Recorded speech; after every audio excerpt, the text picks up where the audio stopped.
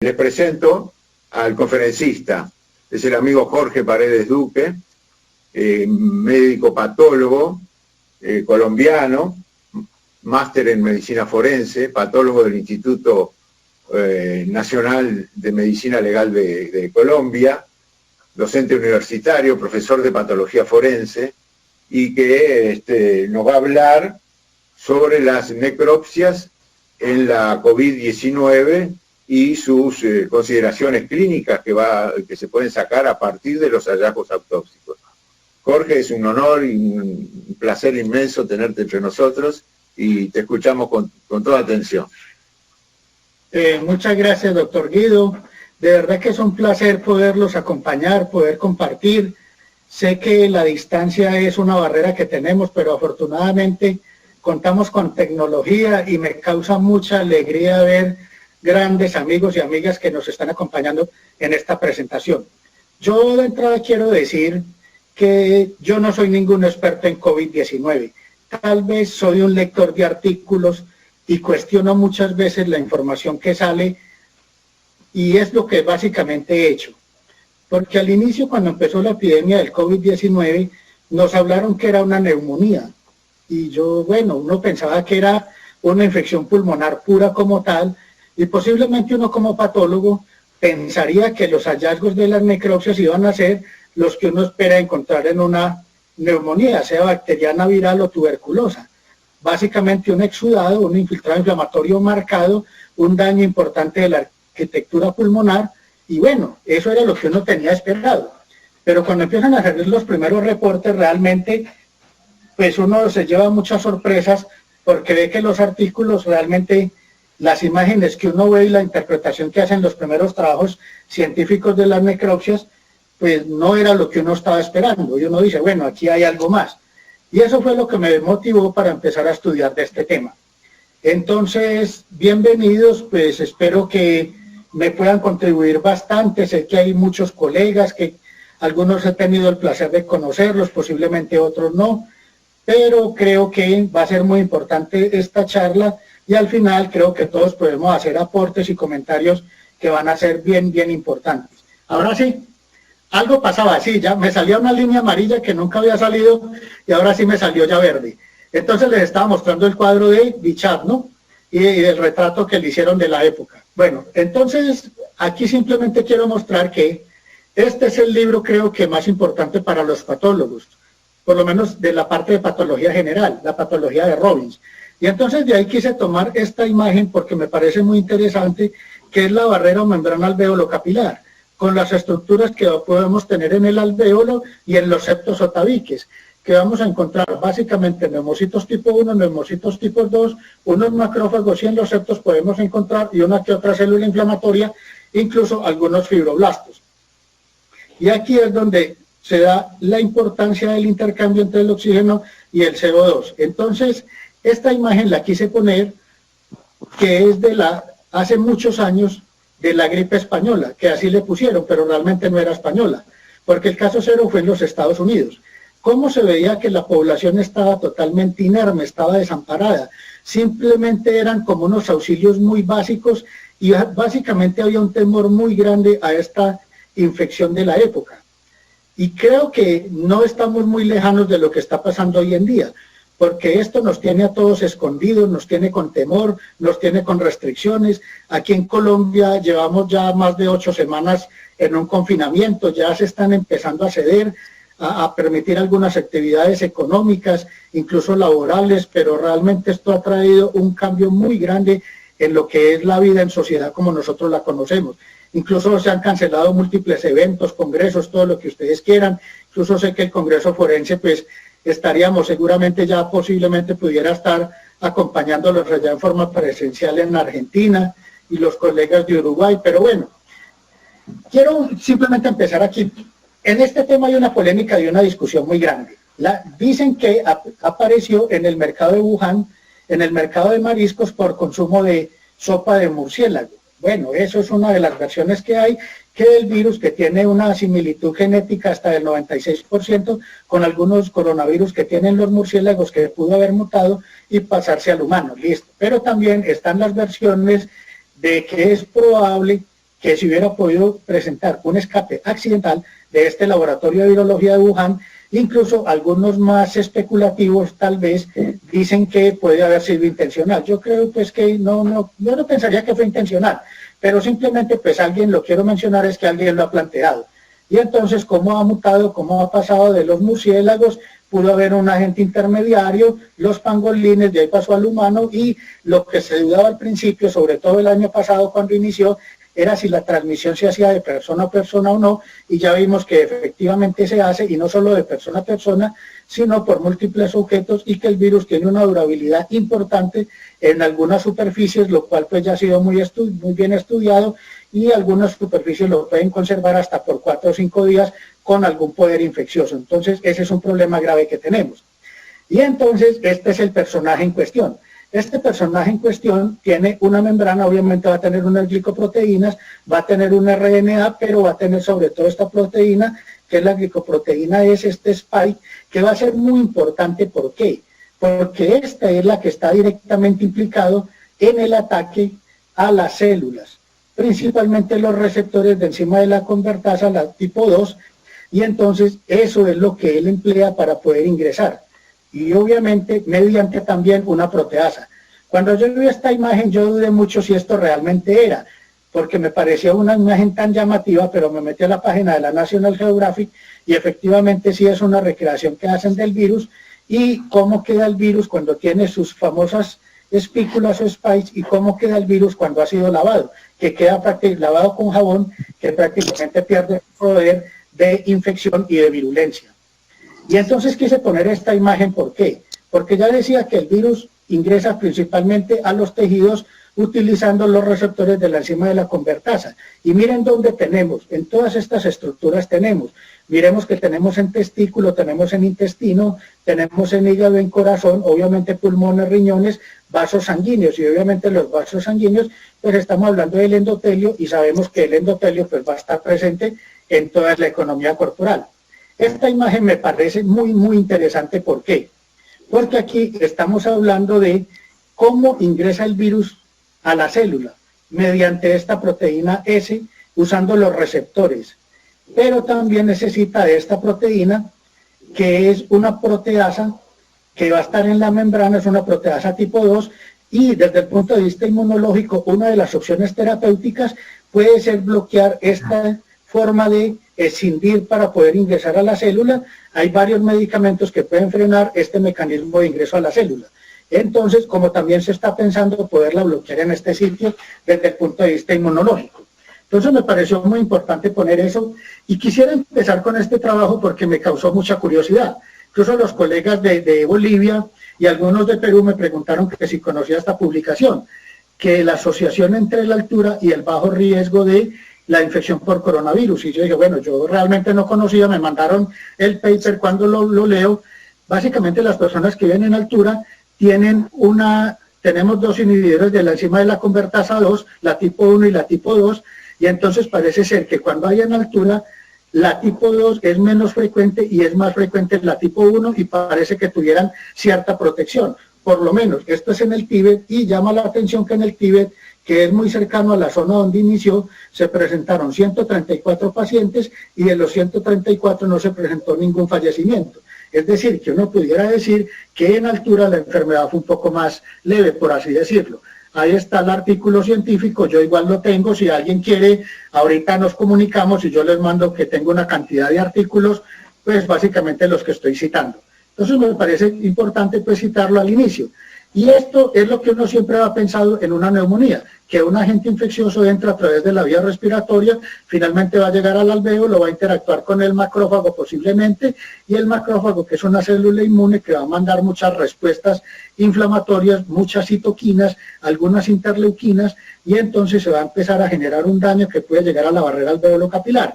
Sí, en una infección respiratoria pura, pero también tenemos que recordar que en los pacientes que hacen un daño alveolar difuso, una enfermedad de membrana hialinas, cuyo sitio inicial de ataque no es el pulmón, este mecanismo de daño en la barrera alvéolo capilar viene es por este mecanismo.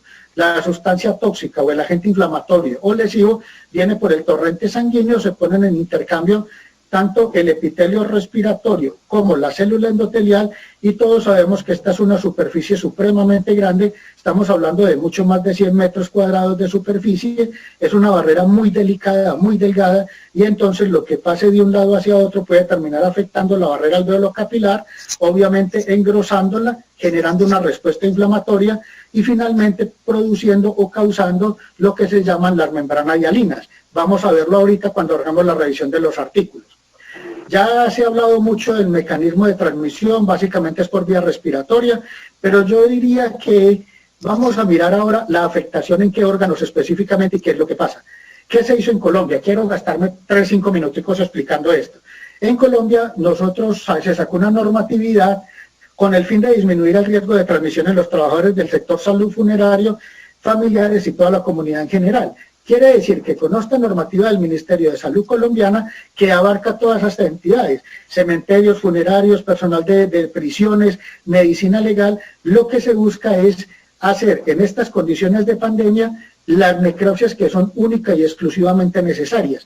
Y algunas que antes hacíamos ya no se están haciendo, sino que se hace el análisis de la historia clínica. Y esto es lo que saca la Organización Mundial de la Salud, la clasificación internacional de enfermedades, con el fin de poder hacer las certificaciones de estos casos.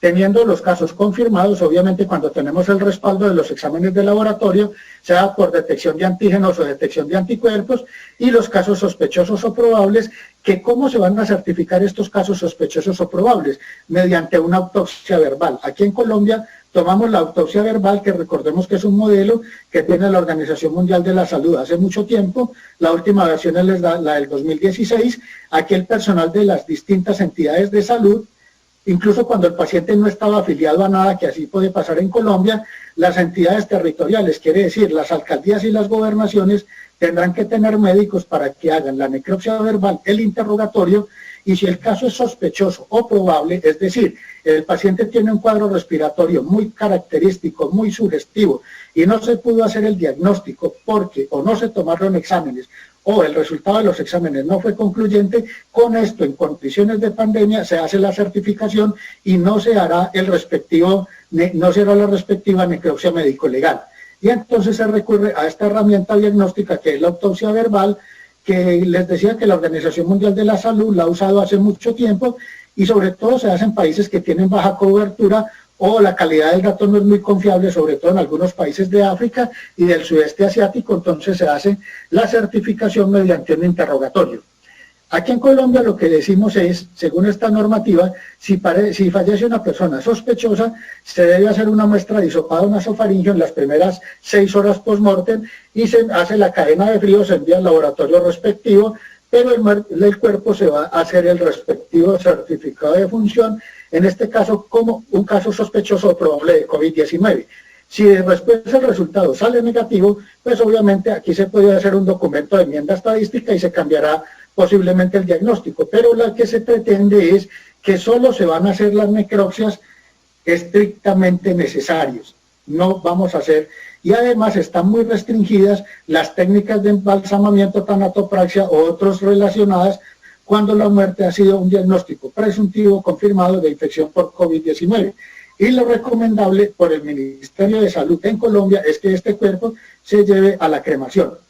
Y también hablan en esta normativa de la precaución general para el manejo de cadáveres, porque recordemos que un paciente puede tener otra causa de muerte, por lo menos diría yo, a nosotros puede pasar que una persona sea víctima de un atropello de un vehículo y esta persona pudiese ser un portador asintomático o alguien que estuviera en periodo de incubación o incluso alguien sintomático que le dio por salir a la calle por distinta situación y entonces salió y fue víctima de un atropello, o aquí en Colombia pues ustedes saben que la situación de violencia en Colombia es importante, le pegan un balazo o una herida por un arma cortopunzante y entonces nos puede llegar este cuerpo a la morgue y realmente no sabíamos cuál era la condición previa. Entonces por ahí es importante tener las precauciones universales y es muy importante entonces recalcar en la autopsia verbal. Y aquí también tienen todo resuelto, por lo menos en teoría. Si la muerte se produce en vía pública y es una muerte violenta, los organismos de policía judicial van a hacer lo que siempre se ha hecho y van a llevar los cuerpos a medicina legal. Pero cuando el paciente es hospitalizado y se sobreinfecta con COVID, Aquí quiero aclarar dos cosas. Una es un muerto con COVID y otra un muerto por COVID. Si el muerto es por COVID, es decir, una infección por COVID, eso sería una muerte natural y se va a certificar, o sea, que tenga diagnóstico o sospecha, pero puede pasar un caso, y ha pasado, que la persona tiene una herida, tiene una lesión, lo llevan a cirugía, sale a cuidados intensivos, en cuidados intensivos, se sobreinfecta con COVID, ese cuerpo hay que llevarlo a medicina legal, y entonces la obligación que tienen las entidades de salud, los sanatorios, es que le tienen que informar a la policía judicial. En Colombia la policía judicial hace el levantamiento, les tienen que entregar una copia de la historia clínica, aburrida toda la tarde. Además, tienen que diligenciar la ficha epidemiológica y van a supervisar que el personal de salud, que el personal de policía judicial que está haciendo el levantamiento cumpla con todas las medidas de seguridad. Esto es muy importante y obviamente nosotros tenemos restringidos a los casos de homicidio, suicidio para diferenciarlos, las muertes accidentales y los casos. Aquí en Colombia pasa que tenemos, de todas maneras les decimos habitantes de calle, son personas que nadie les sabe el nombre, que viven de lo que la gente les da, que duermen de pronto a veces al aire libre. Entonces, en estos casos que no sabemos absolutamente nada de nada, tratamos de hacer un centro transitorio de acopio, de identificación de cadáveres. Si lo logramos identificar, pues tratamos de averiguar si tenía historia clínica en alguna entidad de salud, y si no podemos averiguar absolutamente nada, este caso posiblemente termine en una morgue de medicina legal con el fin de que lo podamos identificar y obviamente saber cuál pudo haber sido la causa de la muerte. Y estos casos que en condiciones normales hacíamos necropsias ya se están certificando. Por lo menos es el caso típico, y en Italia ya salió un artículo de un forense del norte que dice que ya hay demandas por una mala atención en casos relacionados con el COVID-19. Si esta situación se llega a dar, en Colombia dicen, no, el levantamiento no se hará necropsia médico-legal, más bien los familiares pondrán la respectiva denuncia, aquí en Colombia es ante la Fiscalía, y nos mandan la historia clínica para hacer el análisis con la historia clínica, pero no se va a hacer la necropsia médico-legal por esta condición de pandemia. Ni se va a hacer cuando lo hacíamos antes en personas que gozaban de una protección especial, como si llega a morir alguien en un centro carcelario por COVID-19 o con sospecha de COVID-19, también se hará la certificación. En condiciones normales nosotros siempre hacemos esas necropsias, pero en estas condiciones de pandemia la norma dice que no, que se certifican, y si después la familia quiere poner algún proceso, pues se hará el análisis respectivo teniendo en cuenta la historia clínica. Lo mismo cuando hay enfermedades profesionales o laborales relacionadas con COVID-19 y otro tipo de situaciones, incluso fueron más allá. Y yo lo pongo en un recuadro porque dicen que los casos que se sospecha de abandono o maltrato infantil tampoco. Yo siempre digo que esos casos sí se debe hacer necropsia médico-legal, porque después va a ser muy difícil reconstruir los hechos. Entonces les quería mostrar esa parte. Esto es de la Organización Mundial de la Salud, que ya habla muy bien cómo es el manejo del cadáver, cómo es el sepelio y cómo puede ser la cercanía cuando los familiares se quieren dar último vistazo o despedirse pues del cuerpo de su ser querido. Entonces es bien importante. Recordemos desde el punto de vista de riesgo biológico, de bioseguridad en una morgue, que el COVID-19 es tipo 3, no es tipo 4 como son las fiebres hemorrágicas. Dios nos libre que nos llegue por aquí un ébola. Un ébola sí es tipo 4 desde el punto de vista de bioseguridad en una morgue. Al final vemos las recomendaciones que se deben tener en una morgue para poder hacer esto.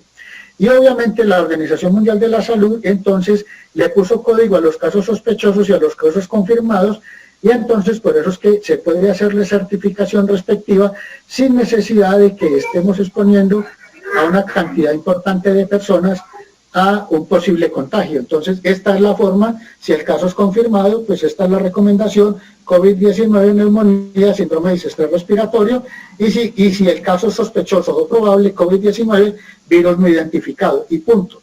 Problema resuelto, y posiblemente la cremación es el destino final. Ahora sí entremos en tema. Cuando digo yo ahora sí entremos en tema, les quería mostrar esa parte inicial que es muy importante. No sé cómo está manejando en Uruguay y en Argentina.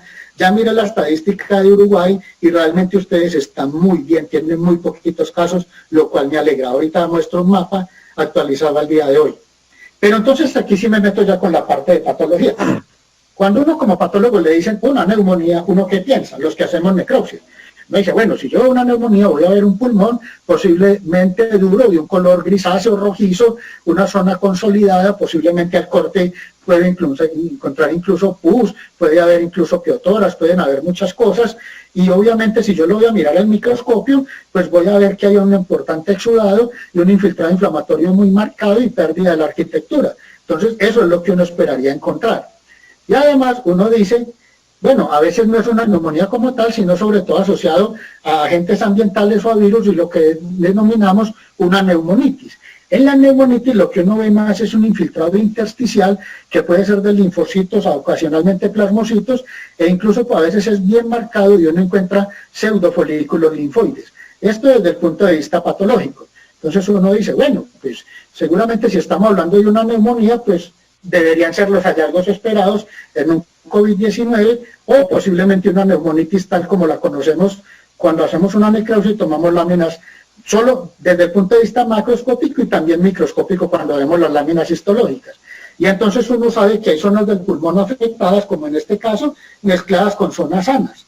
Uno puede encontrar un denso infiltrado inflamatorio intraalveolar, esto es lo que uno espera, has tomado el libro de Robbins, y a veces puede encontrar una neumonía viral por virus sincitial respiratorio, virus del sarampión, neumonía con células gigantes, de parainfluenza.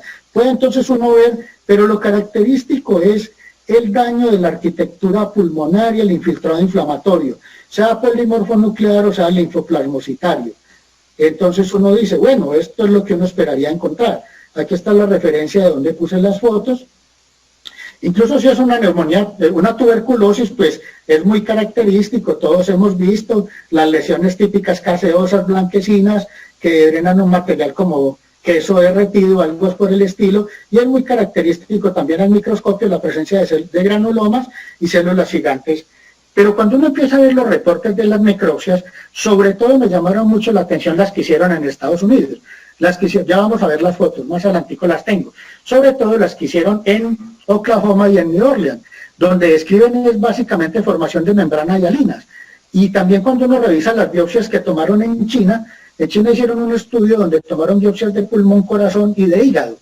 Y describen en estos artículos, que fueron los 3 primeros que salieron, que el infiltrado inflamatorio en algunas zonas está ausente, es mínimo, es nulo, es entre leve y moderado, pero lo que describen en todos estos hallazgos de necropsia son 2 cosas, la presencia de membranas hialinas y la presencia de trombos en vasculatura, incluso tanto arterial como venosa. Y entonces uno dice, bueno, pero entonces esto es más un daño alveolar difuso que una neumonía como tal, o qué es lo que está pasando. Y entonces aquí uno repasa un concepto de daño alveolar difuso. Recordemos que el daño alveolar difuso es algo relativamente nuevo.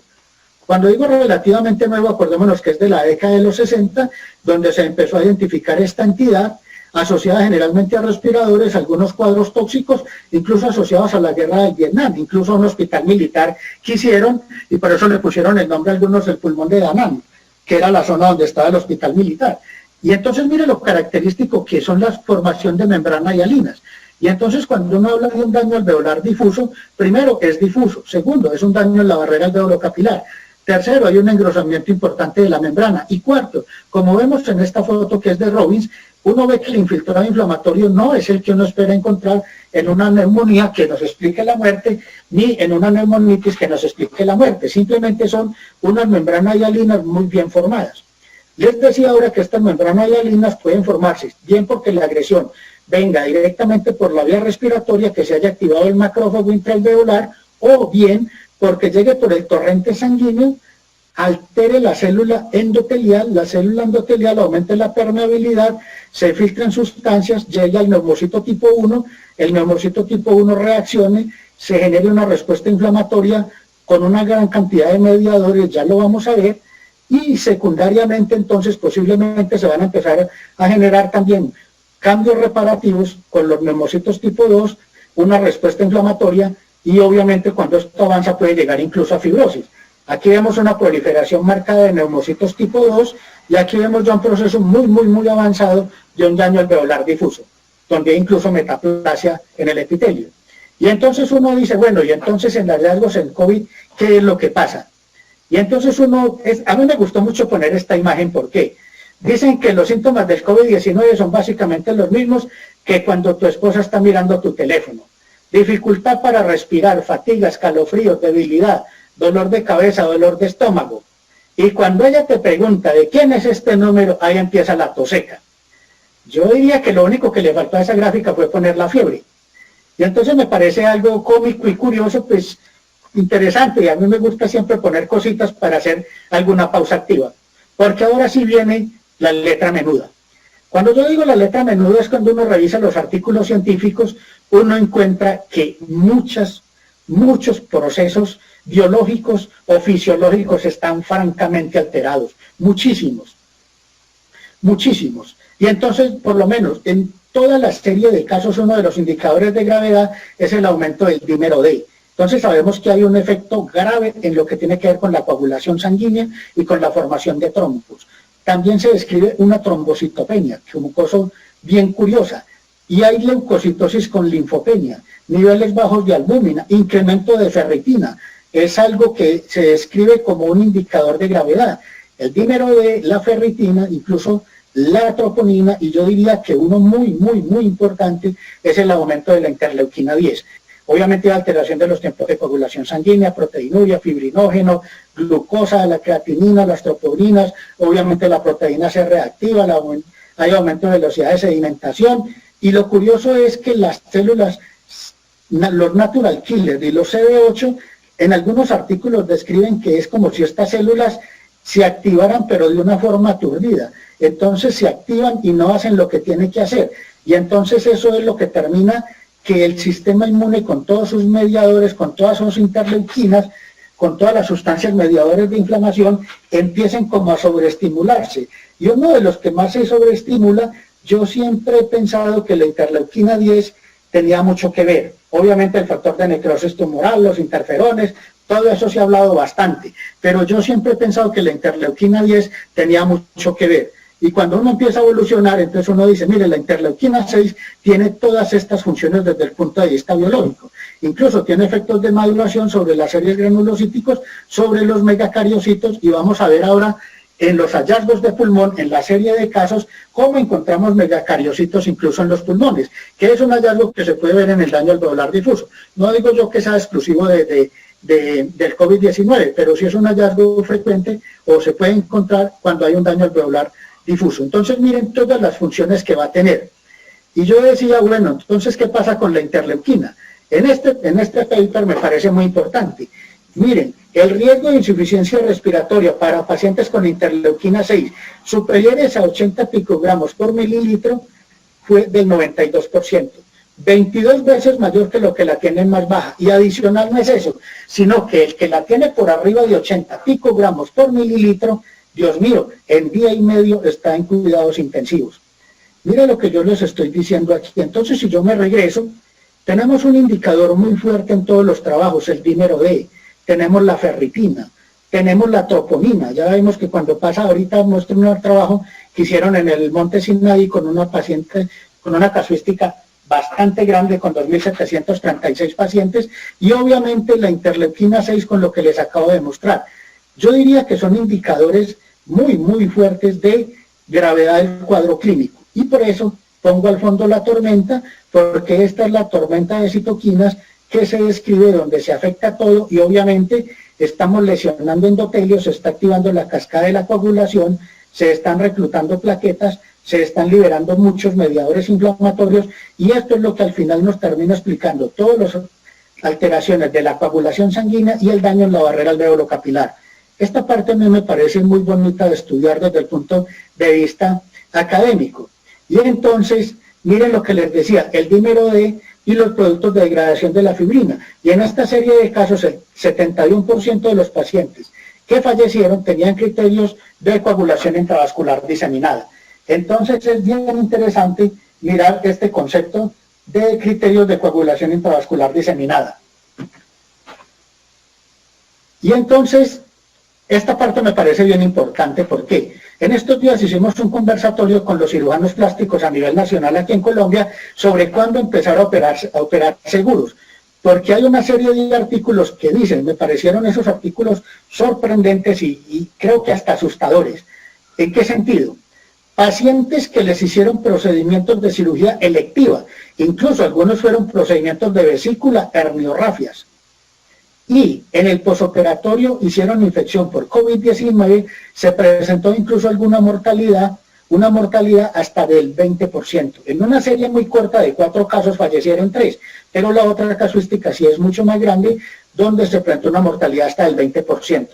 Entonces es grave que a un paciente en un posoperatorio de una cirugía electiva pues se sobreinfecte con COVID porque va a tener un riesgo de mortalidad. Porque aquí en Colombia los cirujanos plásticos, no sé cómo era en Uruguay, en Argentina, los cirujanos plásticos llevan más de 2 meses que no hacen una sola intervención con fines estéticos. O sea, entonces tienen una situación bastante compleja. Y entonces, aquí lo que quiero mostrar es cómo evolucionan tanto las pruebas de hisopado que vamos a buscar, la presencia de componentes virales, es decir, componentes antigénicos, como la evaluación de los anticuerpos, y recordemos que vamos a tener un periodo inicial de incubación donde el paciente puede ser asintomático, que el promedio más o menos está en 5,2 días, luego aparece la IgM y luego la IgG. Al final tengo una diapositiva porque hay una discusión hoy en día que si la inmunidad cuánto dura y que si va a repetir o no va a repetir la infección, que si los anticuerpos dan protección o no. Y esta es una gráfica que nos indica más o menos cómo puede ser la condición del paciente. Esta es una presentación que hizo el doctor Walter, que en el recuadro de arriba es el que está aquí a mi lado, y el doctor William Peña, son los duros en seguridad en anestesia y en cirugía plástica aquí en Colombia, y obviamente hemos hecho muchos trabajos de seguridad en cirugía plástica en Latinoamérica, incluso en Estados Unidos. Entonces es un tema que hemos trabajado mucho, como lo decía el doctor Guido ahora cuando hacía la presentación.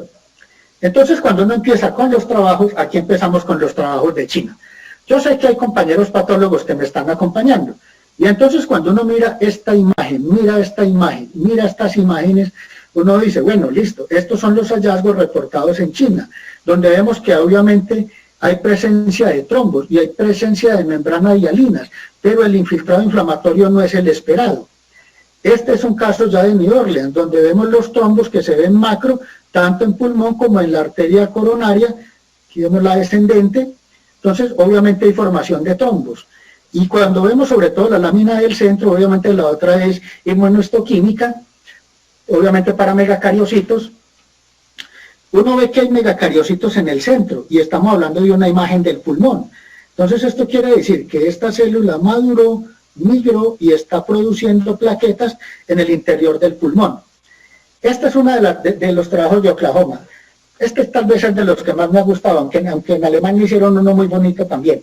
Pero miren, es que cuando uno ve esta imagen, y ahora uno en Wisconsin, que también tengo las fotos, vemos muy bien las membranas hialinas, pero vemos que es que el infiltrado inflamatorio es muy pobre, muy poquito, y que no vemos el exudado, ni siquiera vemos un edema intraalveolar. Entonces es un cuadro, definitivamente esta enfermedad tiene unos componentes bastante extraños desde el punto de vista patológico y de respuesta inflamatoria, incluso clínico. Ya hemos visto que los artículos que hablan de que los pacientes tienen una saturación de oxígeno bien baja y están relativamente tranquilos, cuando debieran estar con una dificultad respiratoria marcada o conectados a un ventilador. Y entonces cuando uno sigue mirando los casos, seguimos con los de Oklahoma, miren que es un infiltrado, yo diría que leve y tal vez entre leve y moderado.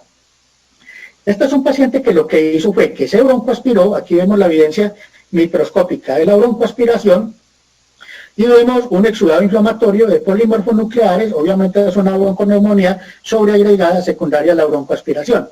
Este es un trabajo que hicieron muy interesante, son 10 casos que hicieron en Sao Paulo, donde ellos lo que destacan son la presencia de trombosis y también los megacariocitos en los pulmones. Entonces es bien interesante. Son bien interesantes estos hallazgos. Y aquí me parece muy, muy importante este trabajo que hacen aquí, y sobre todo con el peso de los pulmones. Y uno dice, bueno, pero ¿por qué todos los pulmones son bien pesados? Estamos hablando que pesan más del doble. Y uno, el caso 6, porque el paciente era con un peso pulmonar, por decir algo, pues bajo o normal, por decirlo, más bien ligeramente bajo. Bien, este es un trabajo que hicieron en Alemania, y uno dice, no, lo que pasa es que era una paciente que tenía múltiples problemas, tenía un síndrome de Down, era una persona pequeña, tenía otros problemas, y posiblemente por eso es que el pulmón no tenía lo que uno estaría esperando. Y entonces este trabajo, esto era lo que yo quería ver hace mucho rato, encontraron trombos venosos profundos en los miembros inferiores, encontraron trombos entrando a la arteria pulmonar. Y a mí me parece muy interesante esto, ¿por qué? Porque los reportes previos que había hablaban de trombos, pero a nivel microscópico, principalmente en pulmón, pero yo siempre decía, hombre, si el paciente está formando trombos, debe estar formando trombos en todas partes, sino que posiblemente en los otros casos no se hizo la exploración, obviamente en lo de China no, porque fueron biopsias dirigidas con aguja, y entonces miren que aquí se ve que el problema de formación de trombos es en todo el organismo prácticamente. Este artículo a mí me pareció espectacular. Y miren, yo esto no lo había visto, esto es la primera vez que yo lo veo. Unas trombosis en las venas prostáticas, yo eso lo vi en la presentación y dije, bueno, pues bueno, ya los conozco. Entonces es una casuística bien bonita. Y este es el mismo trabajo donde miren cómo vemos bien la formación de las membranas hialinas. Y entonces aquí de pronto el infiltrado es un poquito más importante, pero lo llamativo y característico son la formación tan importante de las membranas hialinas. Cuando uno empieza a mirar más artículos, vamos a ver que este caso, vamos a encontrar hallazgos histopatológicos y de microscopía electrónica y de inmunofluorescencia, la presencia de los virus del COVID-19 en los túbulos renales. Entonces uno dice, miren que esto va mucho más allá de que sea una simple neumonía. Aquí se está documentando cómo está afectado, obviamente, el riñón. Y aquí, en esta serie de casos, además, las células, sobre todo las células endoteliales del tracto gastrointestinal y los enterocitos también. Entonces uno dice, miren que no solo es pulmón, también ya estamos viendo en riñón, ya estamos viendo en intestino. Entonces estas imágenes son bien bonitas, bien interesantes, y cómo nos muestran las partículas virales, con técnicas especiales y con microscopía electrónica. Y cuando uno se va más allá, uno encuentra que en la serie de casos es muy importante la injuria cardíaca y el nivel de las troponinas, sobre todo las troponinas específicas. Y entonces empiezan a preguntarse, bueno, ¿y cómo es el ataque del COVID-19 al corazón? Los que hacemos necropsia sabemos que cuando hay una miocarditis, sobre todo viral, una miocarditis viral, uno encuentra un infiltrado inflamatorio florido. Incluso hay unos criterios que tienen nombre, peso y criterio de Dallas, los criterios de Dallas. Y uno ve que hay necrosis de miocardiocitos, incluso ve que puede haber fagocitosis de fragmentos de fibras miocárdicas, uno ve necrosis. Hicimos un trabajo con una inmunohistoquímica donde identificamos anticuerpos contra los componentes de los discos intercalares. Lo presentamos en un congreso latinoamericano de patología, en un congreso centroamericano de patología. Entonces uno dice, pero aquí, cuando uno empieza a revisar, encuentra que obviamente hay troponina, y que además la troponina es un indicador de severidad, de si el paciente va a fallecer o no, según el nivel de troponina. Cuando el nivel es alto, la posibilidad de que fallezca es de más del 90%, más del 60%, y si el nivel es entre leve y moderado, la mortalidad va a ser del 37%. Eso es el estudio que hicieron en el Monte Sinaí, que es básicamente esta imagen. Y entonces uno, cuando empieza a revisar la serie de casos, uno dice, no, mire, es que lo han encontrado en las células endoteliales y lo han encontrado en el intersticio entre los miocardiocitos, pero en esta serie de casos no se encontró ataque como tal de los miocardiocitos. Ahí estaba metido en las células inflamatorias en el intersticio de los miocardiocitos, pero no se observó un ataque directo como tal. Y obviamente aquí estamos mirando el virus, el COVID-19, con técnicas de microscopía electrónica.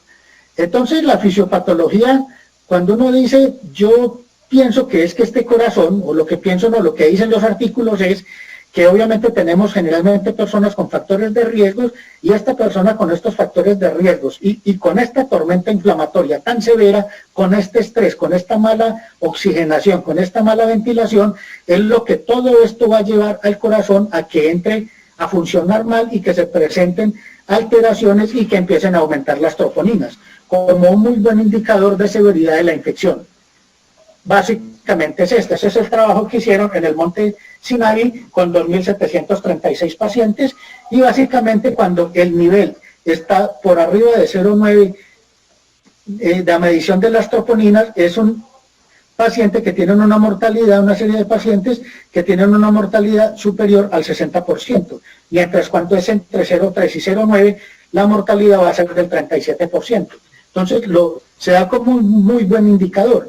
Resumiendo, tenemos un muy buen indicador que sería el nivel de troponina, la ferritina, el dímero D y la interleuquina 6. Acordémonos que en la interleuquina los 80 picogramos. Un valor por arriba nos dice que el 92% se van a complicar y en día y medio van a estar en una unidad de cuidados intensivos con una falla ventilatoria severa. Obviamente aquí vemos también la presencia del virus en el endotelio a nivel del sistema nervioso central. Entonces miren cómo se ha extendido en esta serie de artículos, no solo el pulmón, hace rato salimos del pulmón. Y hace rato salimos también, ¿dónde lo vimos? En cordón umbilical y en placenta. Aquí está el reporte, aquí está el virus perfectamente identificado, y entonces son unos trabajos muy bonitos donde se ve la respuesta inflamatoria, el infiltrado en las vellosidades coriales y cómo se puede identificar la presencia del virus en placenta y en cordón umbilical. Entonces también en estos días hablaba con un grupo de ginecólogos y me decían, bueno, y entonces ahora ¿qué vamos a hacer con las placentas?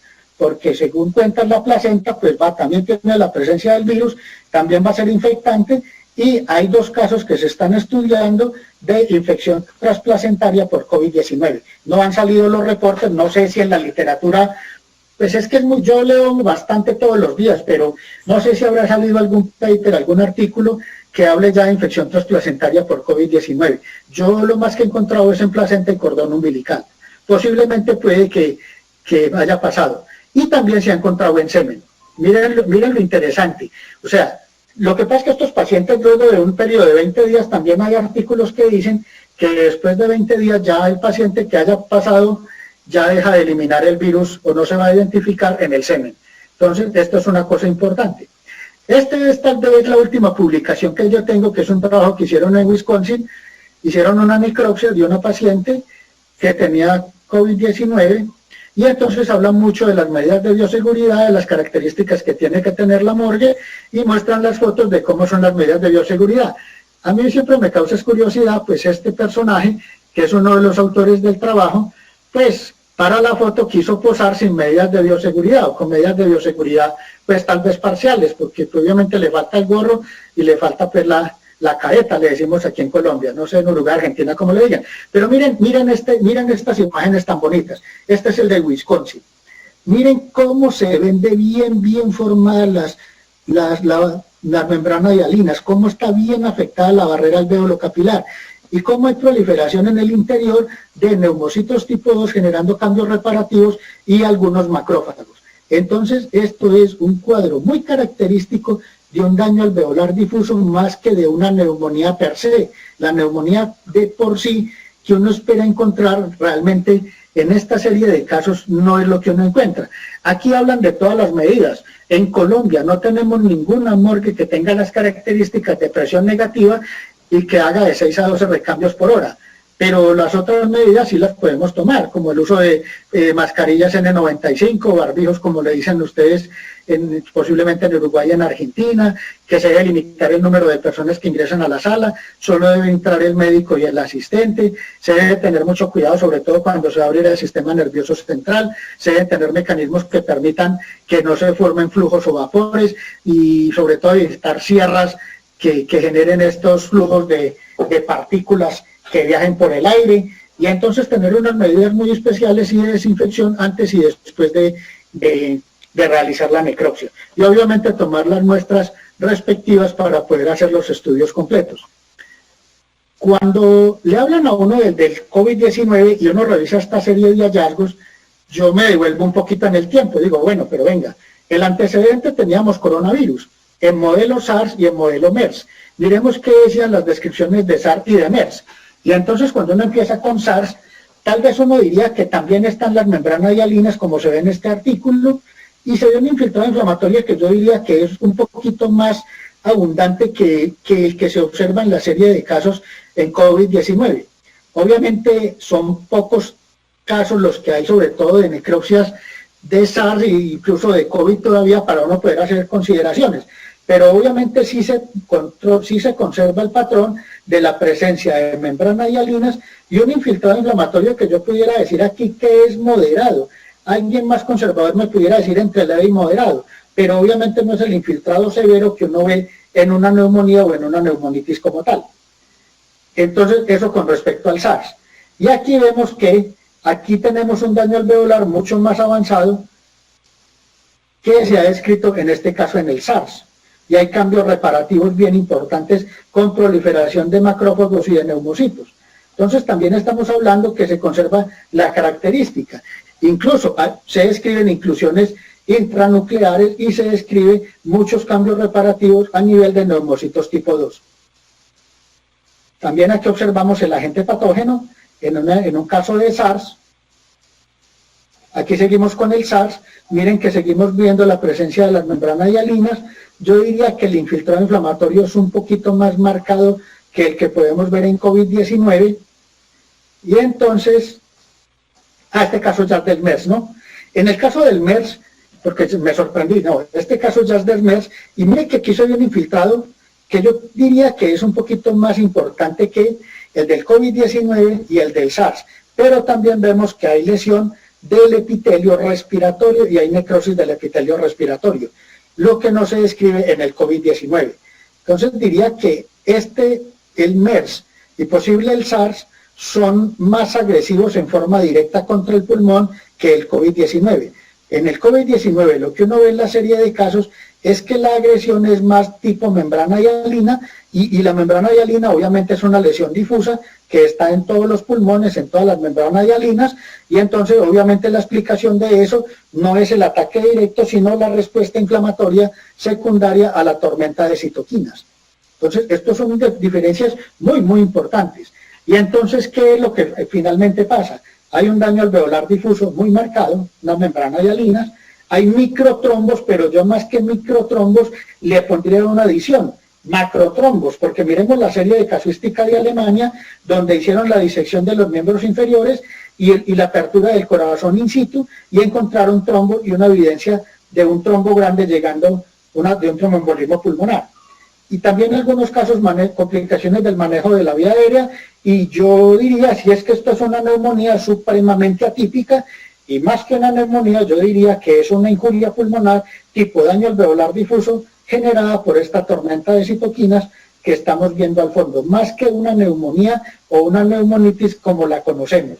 Entonces yo creo que aquí ya se están revelando muchos secretos basados en las necropsias, y me reitero al inicio que hablaba de Bichat, abrir unos cuantos cuerpos y esta oscuridad empezará a desaparecer. Y creo que eso es lo que está pasando. Ya estamos viendo que se atacan muchas otras estructuras que no se pensaba que inicialmente que esto fuera a pasar. Ya se han sacado muchos artículos de lesiones incluso hemorrágicas y trombóticas en sistema nervioso central. Ya vimos cómo se producen, cómo hay presencia del COVID-19 en el endotelio, en sistema nervioso central y en muchos otros órganos de la persona. Y entonces al principio decían que esto era básicamente que a los grandes y a las personas con factores de riesgo, que posiblemente los niños no.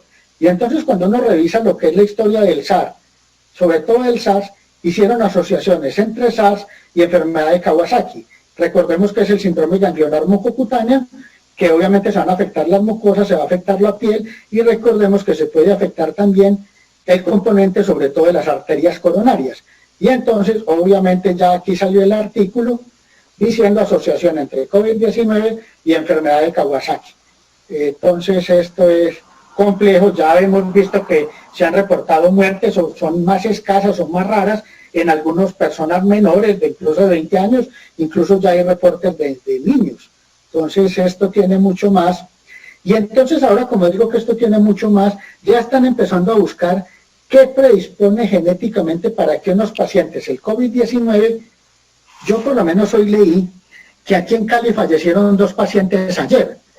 Y cuando leí eso quedé asustado, porque uno era de 47 y el otro de 48 años, y no tenían comorbilidades. Yo leí eso y dije, ay Dios mío, porque yo ya pasé de 47 y 48 años, y no tenían comorbilidades. Entonces la explicación que están buscando es ver si desde el punto de vista genético hay algunas mutaciones que puedan hacer que la persona sea propensa a hacer un cuadro agresivo o que se haga un cuadro leve.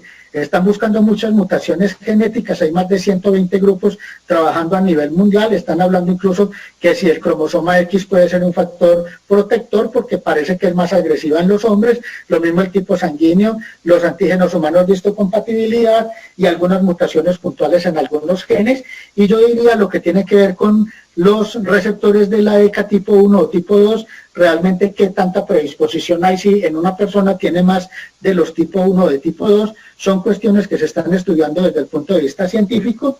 Y entonces aquí quería, ya estoy terminando, yo esta información es de hoy por la mañana, pues creo que es una información verídica, pues porque esto es lo que reportan en internet.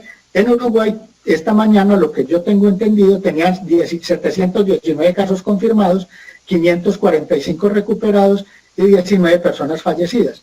En Colombia tenemos 12.930 y 509 personas fallecidas. Yo sé que Uruguay tiene una población de habitantes cercana a los 4 millones de habitantes y en Colombia tenemos pues más de 10 veces esa población, pero de todas maneras yo me atrevería a decir que si yo multiplico 19 por 10 serían 190, y eso quiere decir que ustedes tienen menos de la tercera parte de mortalidad y obviamente muchísimo menos contagios que Colombia en tasa por millón de habitantes. Lo que quiere decir que ustedes en Uruguay tienen que estar más o menos tranquilos. Como sé que hay asistentes de Argentina y grandes amigos, creo que Colombia y Argentina estamos más o menos parecidos. Los que sí tienen una estadística muy diferente son Ecuador y Panamá. Y curiosamente Ecuador y Panamá tienen unas estadísticas ya muy parecidas, que horrible. México está por encima, y si yo voy un poquito más allá, Estados Unidos es un absoluto problema grande. ¿Por qué? Porque en Estados Unidos tienen 1.421.061 pacientes infectados y 84.000 muertes. Esto es horrible, y en el caso de Nueva York tienen 338.000 y con una mortalidad también muy, muy significativa. Entonces pienso que Estados Unidos tiene un problema muy grave, y yo por lo menos aquí rescato el excelente manejo que ha tenido Uruguay. Me sorprendió. Creo que Argentina ha tenido un buen manejo, igual que lo ha tenido Colombia, a un costo muy alto, porque es que uno estar encerrado 8 semanas, eso es una etapa muy aburridora, y que uno no pueda salir a hacer sus actividades. Incluso aquí en Colombia nos tienen restringidas las actividades deportivas. Si yo quiero salir a caminar o hacer trote o cualquier cosa, solo lo puedo hacer entre las 6 de la mañana y las 7 de la mañana. A las 7:10 ya no puedo. Y si salgo, me ponen una infracción al equivalente a $300. Y me pueden hacer una investigación. Quise poner esta porque me pareció muy interesante esta publicación del 23 de abril. En Estados Unidos tomaron 3.000 personas voluntarias que estaban en los supermercados y que eran mayores de 18 años, les hicieron medición de anticuerpos y encontraron que en el estado de Nueva York el 13,9 ya tenían anticuerpos y en la ciudad de Nueva York el 21,2, es decir, 1 de cada 5 en la ciudad de Nueva York ya tenía anticuerpos. Si yo extrapolo este trabajo de 3.000 personas, quiere decir que si yo hiciera más o menos un cálculo aproximado, dándole credibilidad o validez epidemiológica y estadística a él, porque para mí una muestra de 3.000 personas es importante. Entonces, 3.000 personas que tenían anticuerpos y que no se dieron cuenta que hicieron la infección. Si yo hiciera este cálculo, creo que la mortalidad no es como está descrita. Que todo el mundo habla que un 5, que un 7, que unos hablan el 8, algunas regiones hasta el 13, el 14, si mal no estoy, sino que en Nueva York uno pudiera decir, haciendo la extrapolación del dato, insisto, que es del 0,48%. Yo por lo menos digo, miren, por lo menos ustedes tan buenos en Uruguay, tienen una mortalidad tan baja, o sea, es una mortalidad realmente muy baja, ¿no? Pues me alegro y que tengan tan poquitos casos y que lo tengan tan bien controlado. Entonces me parece que eso es muy bueno. Y como si esto no fuera poco, ya también hay reportes donde están diciendo, por lo menos en Holanda, han encontrado presencia de coronavirus en aguas residuales. Entonces ahí sí ya sería un problema, ya cómo van a circular estas aguas y cuál va a ser la duración, y si alguien se puede contagiar por un agua residual de estas. Sería bien complicado. A mí me causó curiosidad esto, que el COVID también se puede detectar, porque entonces supuestamente van a poner un programa y como si usted está infectado por COVID le cambia a usted su pronunciación. Pues esto es algo que están trabajando, pues no creo que lo hayan todavía logrado, pero me pareció curioso. Y este es un trabajo que hace este autor hablando de cómo cambió la medicina forense en el norte de Italia y cómo se están presentando reclamaciones ante las autoridades por manejos que considera pues los familiares o la sociedad que no fue el adecuado del COVID-19. O sea que yo creo que el COVID-19 nos cambió la práctica forense en este momento y posiblemente en el futuro inmediato vamos a tener mucho que ver con este personaje. Y este es el final, que creo que esta es la última. Lo quise poner, ¿por qué? Porque esto se está discutiendo. Entonces dicen que los estudios y la evidencia no es concluyente. Entonces este es el momento en que no se sabe si los anticuerpos que se van a generar, obviamente los IgG, van a tener una inmunidad y cuánto tiempo es que va a durar. Hasta ahora se piensa que, pues, lo que hicieron con el SARS y con el MERS, encontraron persistencia 4 y 5 años después, pero aquí todavía creo que hay muchos enigmas, y esa era la última. Les quiero agradecer por haberme escuchado, y obviamente me imagino que va a haber muchas preguntas y muchas, pues, comentarios, y obviamente muchos complementos, porque, como les dije desde un inicio, yo no soy ningún experto en COVID, simplemente soy una persona que me dio por revisar estos artículos y hacer un análisis de lo que yo pienso. Y entonces, bienvenidos los comentarios, los complementos, y si hay preguntas, espero que las podamos responder entre todos, y muchas gracias por haberme acompañado.